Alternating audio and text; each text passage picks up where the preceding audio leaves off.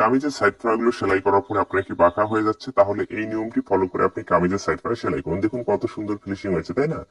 আমি এই সাইডটিতে আপনাকে দেখিয়ে দিচ্ছি। আমরা সাইডে যতটুকু সেলাই মার্জিনের কাপড় রেখেছি সেম ভাবে এই সাইডেও ততটুকু মার্জিন রেখে, ঠিক আছে, বরাবর একটি মার্জিন করে নিতে হবে। স্কেলের সাহায্যে এইভাবে সোজা করে মার্জিনটি আমরা ফার্স্ট টাইমে করে নেব।